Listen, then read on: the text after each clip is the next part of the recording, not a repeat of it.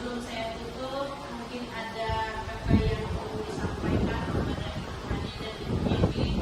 Selamat menjalankan kegiatan dari putra ini. Mudah-mudahan akan bermanfaat dan mendapat berkah dari Yang Maha Kuasa.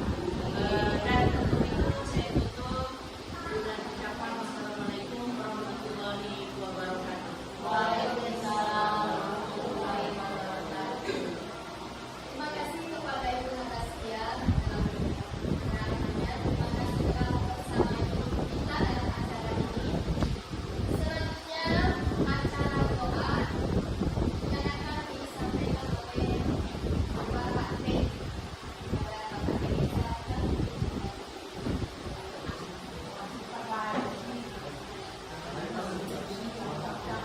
Sebelum kita memulai acara ini, ada yang berdoa untuk agama kita. Doa kita ini adalah Subhanallah,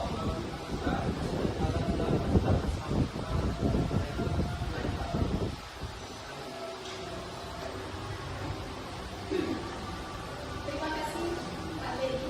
Terima kasih Pak Dedi.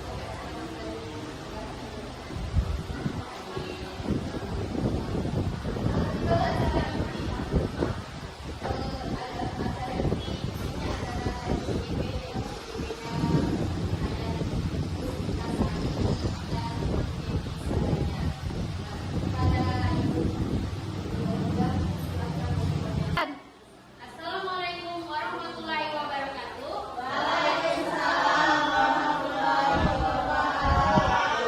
Apa kabar mulai dari SMP Negeri 48 Palembang?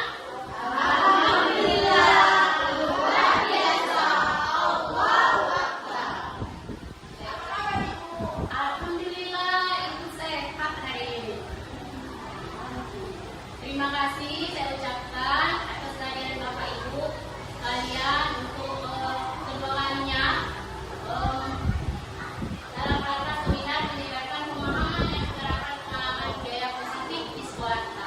Hari ini saya akan mencoba berbagi tentang bagaimana cara kita memahami penerapan pengalaman budaya positif di swasta, khususnya SMP Negeri 48 Palembang. Tapi sebelumnya biar kita semakin semangat karena hari ini sudah siang, ya tak lapar, kita ice breaking. Ice breakingnya tidak usah banyak-banyak ya, seperti misalnya kalau saya bilang SMP Negeri 48 Palembang luar biasa, atau kita buat SMP Negeri 48 hebat, SMP Negeri 48 hebat, yang terakhir baru SMP Negeri 48 luar biasa, oke? 2 kali hebatnya, 1 kali luar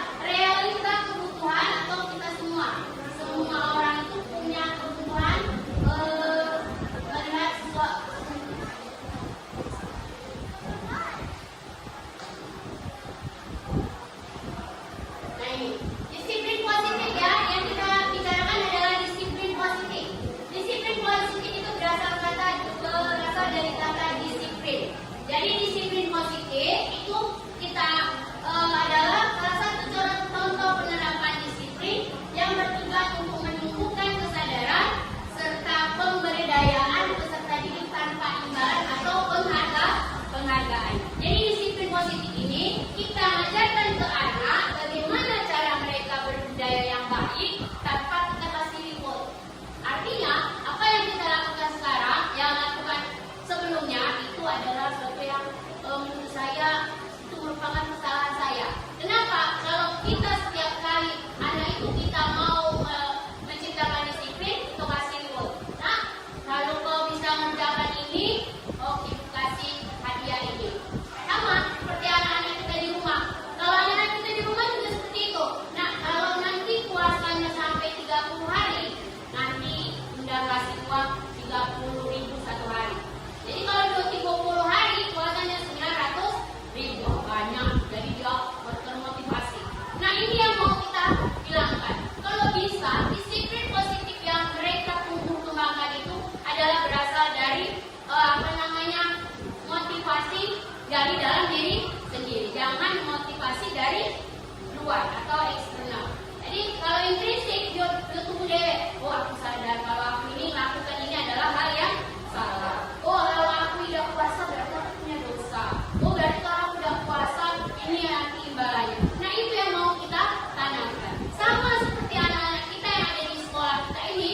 Jadi kalau di sekolah ini yang kita ada di dalam benak kita, kita hanya menerapkan disiplin itu, anak-anak harus ikut, harus patuh. Nanti kamu dapat reward kalau tidak dapat punishment atau hukuman. Kalau kamu tidak kerjakan itu, kamu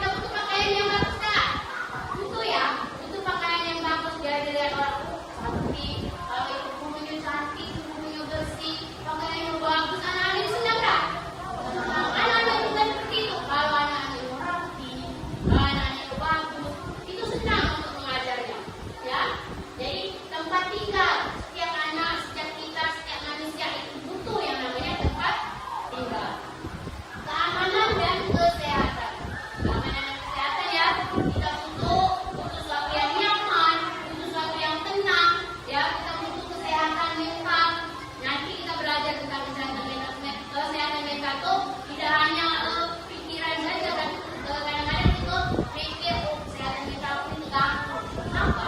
Itu hiburan. Terus ini, yang kedua kasih sayang. Kasih sayang itu siapa yang bisa kasih contoh? Kalau kasih sayang itu rasa kita pengen diterima, dipedulikan, berbagi, kerjasama menjadi bagian penting dalam kelompok. Siapa yang bisa ngasih contoh kasih sayang? Contoh kasih sayang itu yang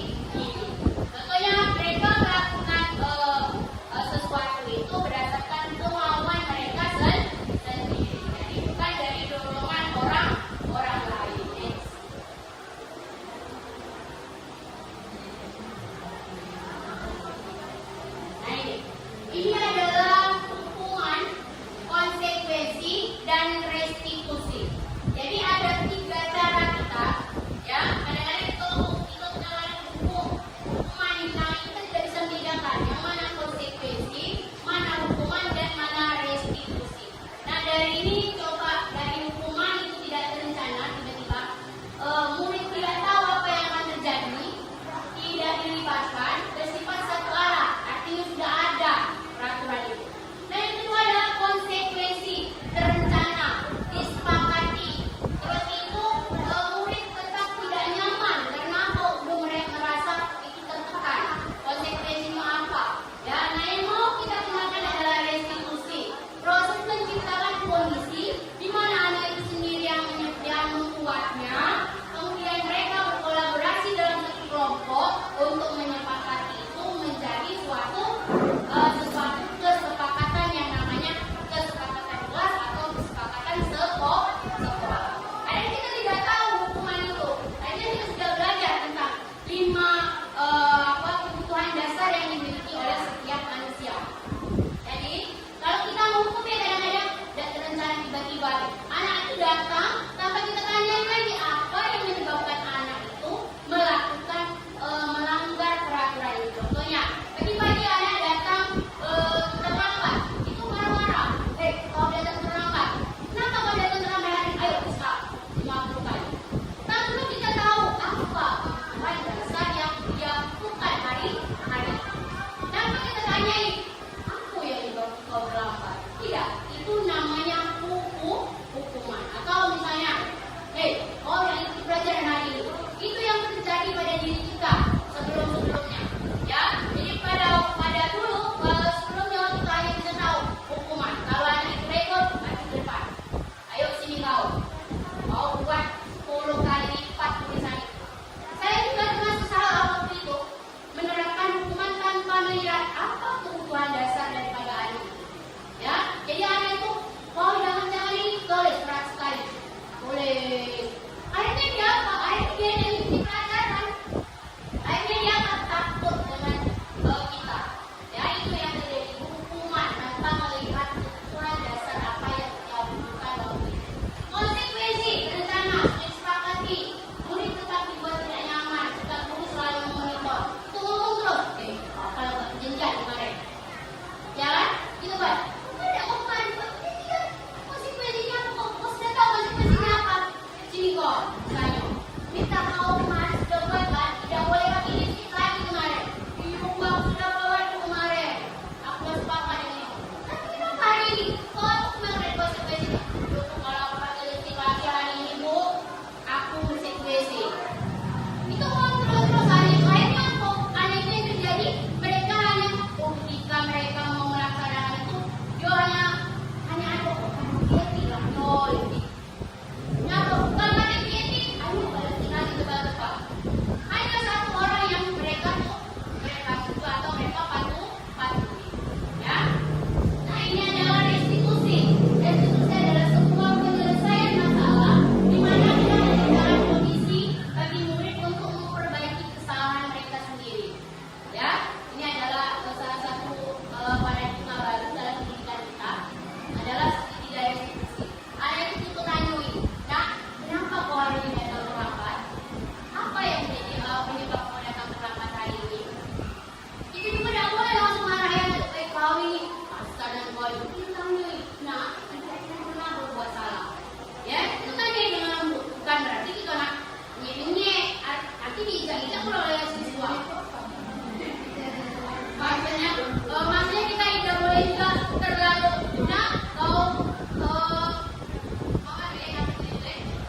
main-main. Jadi kita mau pilih. Nah, mereka menyadari diri sendiri. Kalau aku salah, ini konsekuensi. Kalau aku melakukan ini apa? Ini kesalahan yang aku belajar. Aku ini apa namanya dampaknya? Ya, jadi kita tanya ke anak itu, nah, kenapa kamu hari ini datang terlambat? Kalau dia jawab, itu aku datang hari ini terlambat. Kita tanya, apa kesalahan? Ada tidak kau salah? Dia ngomong lagi, ini tadi aku lapor, jadi aku membantu laporan, aku makan ini jawaban. Nah, boleh kau makan ini, tapi lihat waktu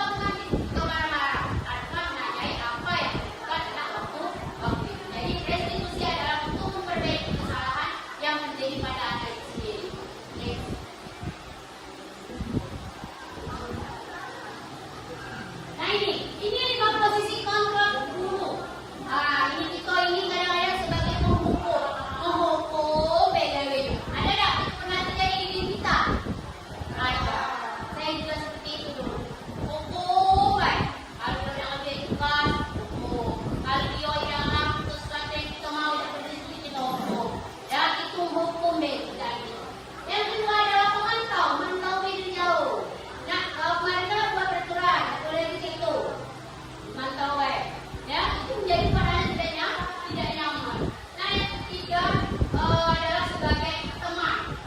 Ini juga boleh juga kita anggap dia sebagai teman. Jadi kita ngomongin dengan dia harus ada ini juga harus ada apa namanya? Kita ngomongin ke anak itu dia adalah sebagai kita sebagai guru dan dia sebagai anak yang mau kita arahkan. Jangan juga seperti teman. Terus yang keempat, membuat merasa bersalah. Kita ngomong, nah kau salah yang hari ini. Ngaku kau tidak itu. Ngaku kau tidak terlambat. Aku ini penyebabnya. Ini tanpa menanyai lagi itu adalah membuat dia merasa bersalah. Kalau kita tanyain, ngaku kau tidak di dalam kelas. Itu jangan ada lagi. Padahal waktu itu, waktu itu oke. Dia ngebantu, dia jualan. Ya, jadi dia malah merasa bersalah. Ujung-ujungnya banyak anak yang putus sekolah. Kalau dia merasa bersalah, kelas dia jam masuk, emak, aku sedih masuk, aku tak tadi kantor kemarin. Itu membuat dia merasa bersalah. Nah yang bagus itu adalah manajer, ya, manajer dan jelas tidak apa yang menjadi itu sebagai manajer yang paling bagus.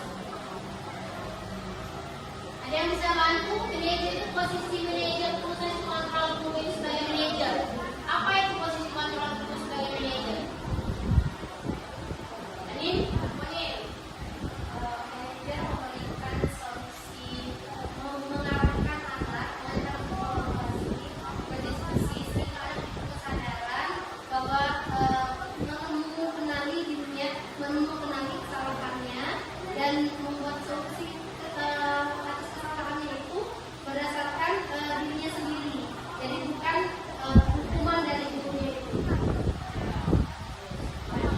ya, jadi saya lagi sini manajer itu kita berkolaborasi dengan seluruh guru juga dengan siswa dan kalau bisa kita libatkan wali murid. Untuk apa? Untuk kita ikut mengembangkan anak didik kita. Ya, jadi itu sebagai penghukum, tidak lagi merasa menjadi pemantau, tidak lagi sebagai teman, tapi kita sebagai pemimpin di situ berkolaborasi untuk bersama-sama bagaimana anak ini bisa menerapkan, mengembangkan potensi yang ada pada dirinya. Ya, itu. Next.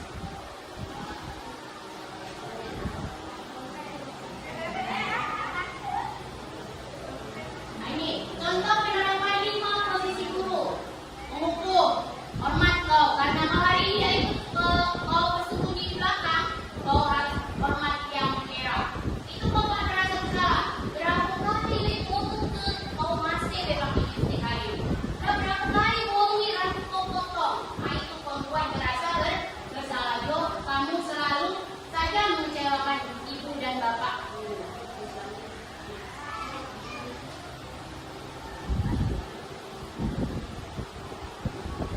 Nah ini pemantau, ya pemantau kamu sudah melanggar peraturan sekolah. Bagaimana kamu tahu konsekuensinya apa? Jadi pemantau itu memantau. Kita sudah buat di sekolah ini ada yang namanya peraturan pemantau. Nah, kau tahu kan peraturan sekolah itu? Ya tahu. Udah boleh pakai sepatu warna hitam, warna-warni harus pakai sepatu hitam. Yo tahu. Itu apa yang kau pakai hari ini? Sepatu warna-warni. Apa konsekuensinya? Kamu harus lepas sepatunya. Itu namanya kita sebagai pemantau. Teman, ayo nak, ayo dong, peraturan sekolah tuh. Kau ini itu terus yang ada. Ayolah nak, tolonglah nak. Ayo ikut ibu, bisa tidak kamu bantu ibu nak? Perhatikan ibu jelaskan. Itu tidak boleh sebenarnya. Itu terlalu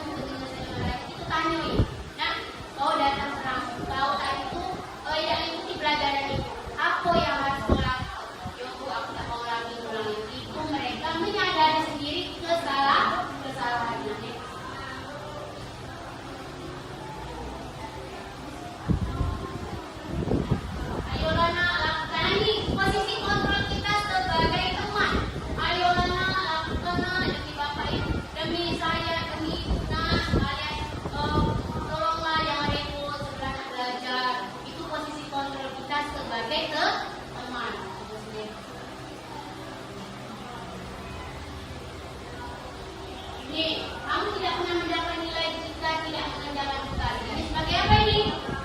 Sebagai apa ini? Tadi kan ada 5 kontrol tadi. Sebagai apa ini? Kamu tidak pernah mendapat nilai jika tidak mengerjakan tugas. Apa? Sebagai apa? Kamu kenapa memantau? Apa?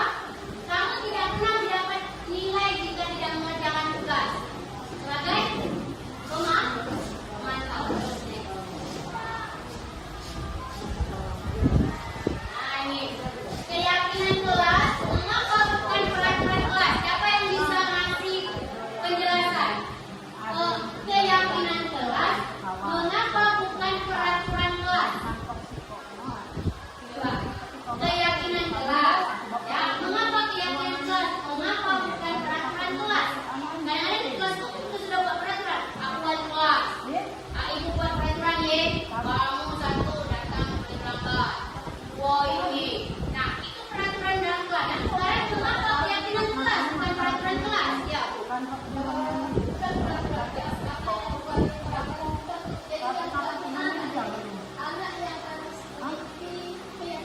Nah, betul sekali.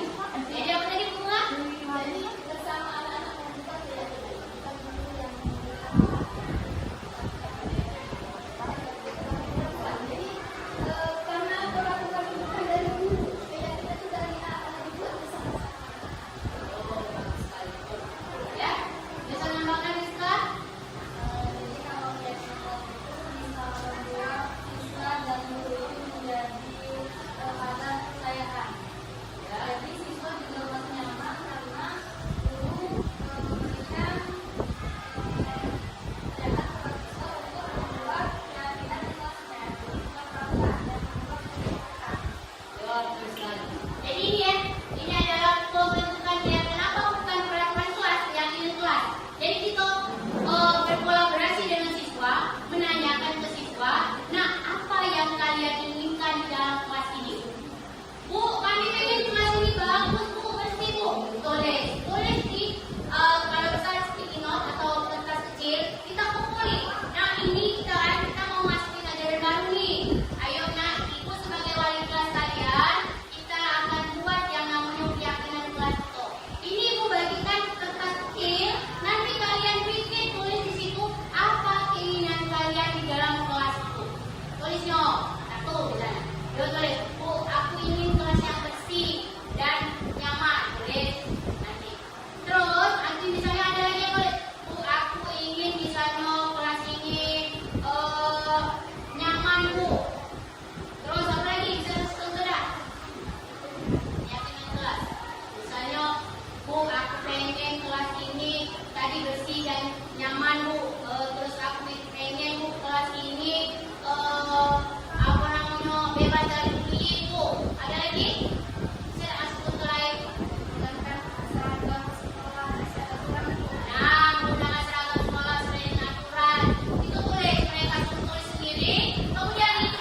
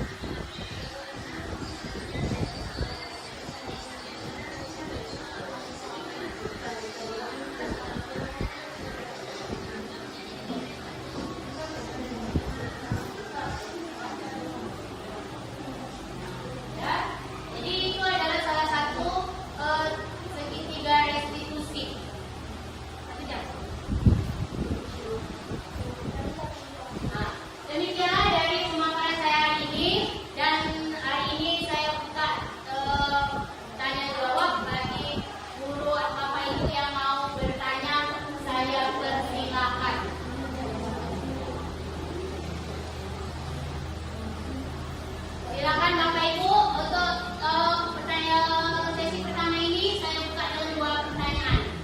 Bapak Ibu boleh mempertanyakan atau menanyakan tentang bagaimana tadi menyebarkan pemahaman dan penerapan pengalaman budaya positif di sekolah saya. Bu Ani. Baik, terima kasih Bu Yeti atas kesempatannya. Izinkan saya bertanya kepada Bu Yeti. Ya. Bu Yeti kan selaku guru senior dan punya pengalaman. Nah, setelah mendapatkan ilmu dari pendidikan kedokteran, terutama tentang budaya positif, apa yang Bu Yeti rasakan perbedaannya sebelum dan sesudah menerapkan budaya positif ini di sekolah? Oke. Ada lagi? Nanti ya kamu dulu. Ya boleh. Boleh Ibu. Mem, silakan Mem. Mau nanya apa?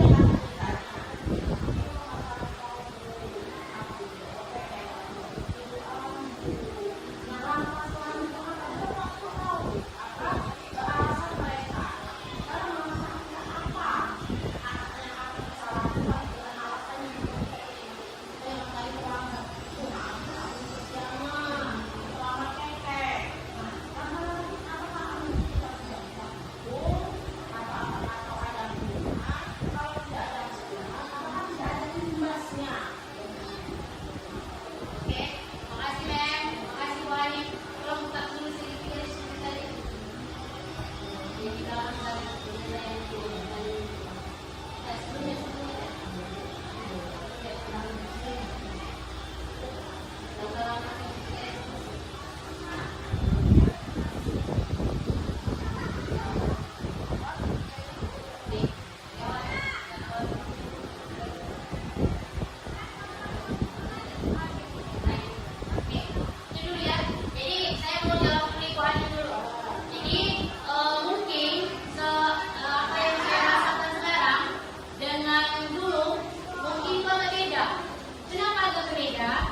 ternyata saya menyadari selama ini apa yang saya lakukan mungkin dari tahun 2003 saya ngajar sampai di 2024 21 tahun itu adalah kesalahan saya.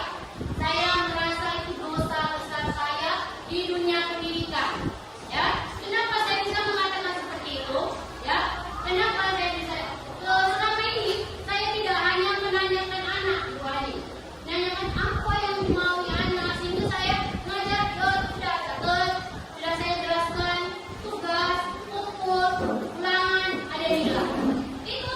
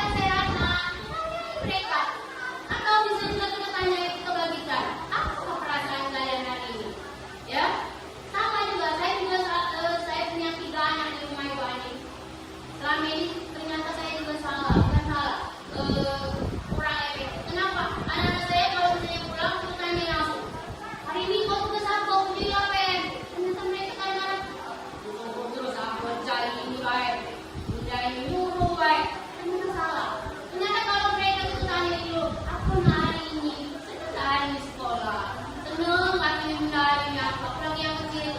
Anak saya yang kecil baru nanya. Hari ini senang tak dek? Senang, hari ini ketemu dengan ini, ketemu ini. Nah, kalau dia sudah senang, ya baru kita tanya. Waduh, ya tak hari ini dek? Waduh, udah hari ini udah. Bisa tak hari ini dek? Bisa aku udah dek. Nah, jadi itu dulu kita terapkan di sekolah. Jadi kalau di sekolah, ya Bapak Ibu kita terapkan. Nah, hari ini aku perasaan kok. Wah, hari ini aku sedih ya. Kenapa kok sedih hari ini? Itu tanya. Wah, hari ini aku sedih.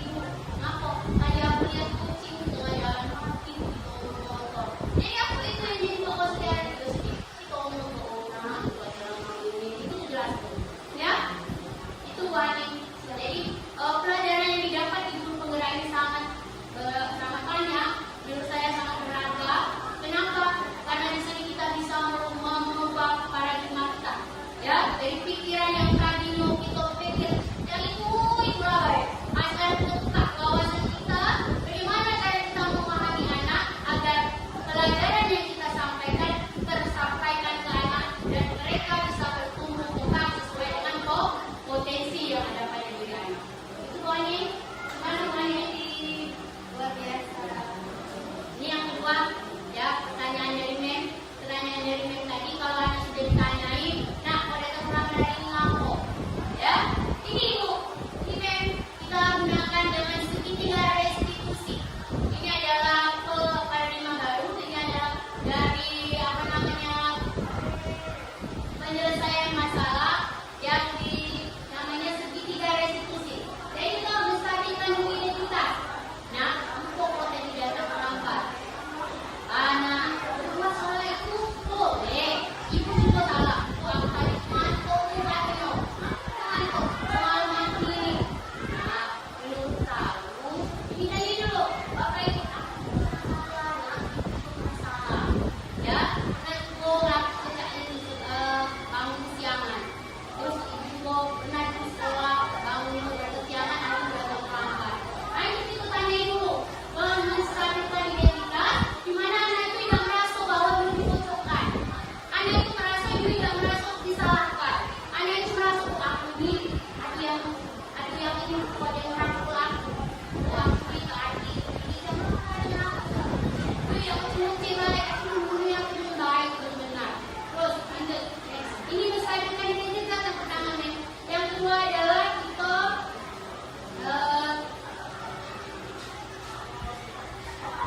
validasi tindakan yang salah. Jadi kita tanya nih, kamu pasti punya alasan. Aku kok tidak terlambat. Coba kau kedua kalau alasan kau hari ini datang terlambat. Kali dong, ini bu aku datang terlambat hari ini bu semalam menolak jalan dunia aku. Terus kita tanya nih, kamu datang apa? Kamu pasti punya alasan. Kamu nggak Tuhan hari ini.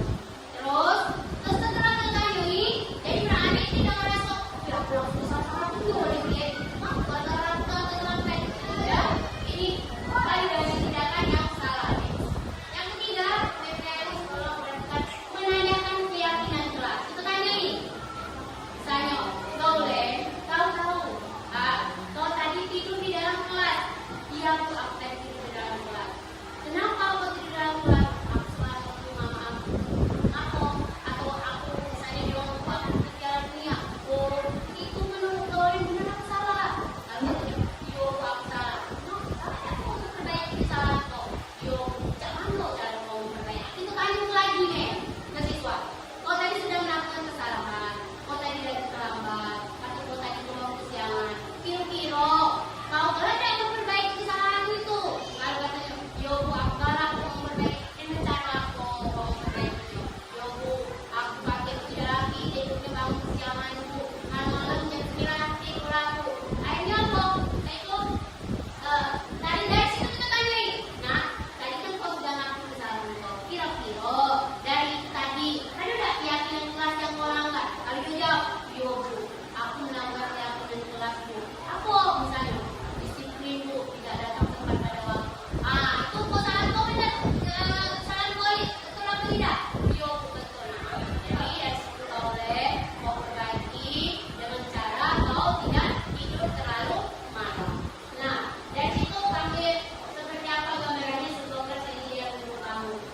untuk balikkan lagi ke siswa. Apa yang sudah dilanggar dan